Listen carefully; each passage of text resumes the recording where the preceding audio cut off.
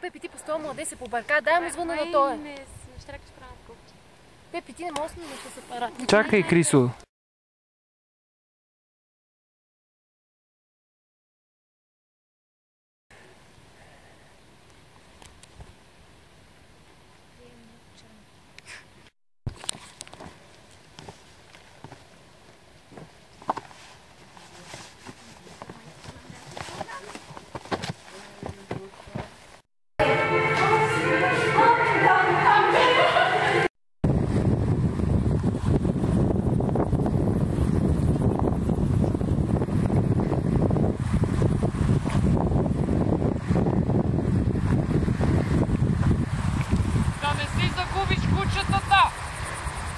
Те са тука да ги подгоним ли?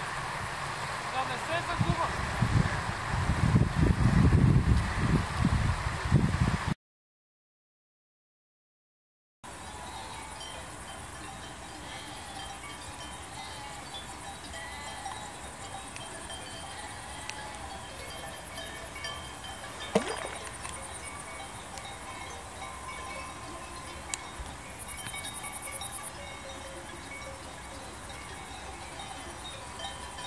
Ето Криса прави гъби на хижа тъжа, където домакините са много любезни, кухнята е много готина. Много добре.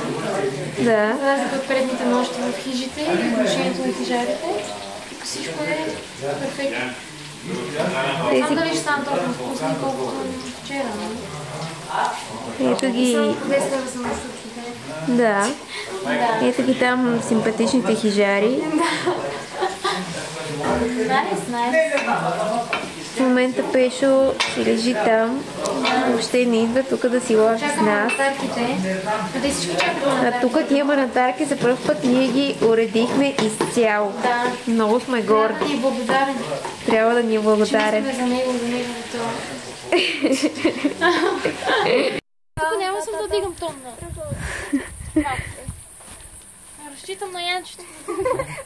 Да не закъсне. Чао, чао. Чао, чао.